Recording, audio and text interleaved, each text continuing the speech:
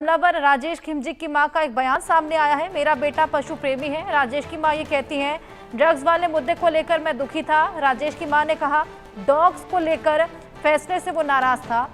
मेरे बेटे का किसी पार्टी से कोई लेना देना नहीं है। तो पुलिस ने आरोपी को पकड़ लिया है, जांच पड़ताल जारी है। लेकिन इसी बीच अब आरोपी की मां का ये बयान सामने आया है, जहां पर वो कहती हैं कि मेरे बेटे का किसी पार्टी से कोई लेना देना नहीं है, क्योंकि लगातार यही बातें निकलकर सामने आ रही हैं कि किसी राजनीतिक साजिश के तहत इस हमले को अंजाम दिया गया। लेकिन राजेश जो कि आरोपी है, उसकी मां का कहना है कि मेरे बेटे का पार्टी से लेना देना नहीं है, लेकिन उसको डॉग्स को लेकर जो फैसला था उससे खासा ऐतराज था, उसको लेकर खासा दुखी था और इसी को लेकर वो पहुंचा हुआ था सीएम रेखा गुप्ता के पास में अपनी फरियाद लेकर। हालांकि जब ये आरोपी सीएम रेखा गुप्ता के पास पहुंचा था तो इसने तमाम तरह की बातें उनके सामने रखी। गमे ने मारी दिए ने मने मने करी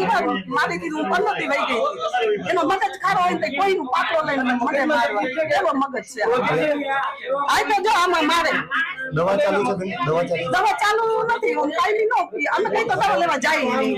દવા લેવા જાતો નથી એને માનસિક તો છે પણ દવા લેવા આવતો નથી અમાર ભેગો અમે કેવું ના કઈ છીએ ને ટીવી માં એને કૂતરાનું જેમ તો ઘરમાં કઈ એનું વર્તન ફરી ગયું તો હા આ છેતીમાં મેં તો ઢીકા મારો છેતી તૂટી જાય એવા ઢીકા માર્યા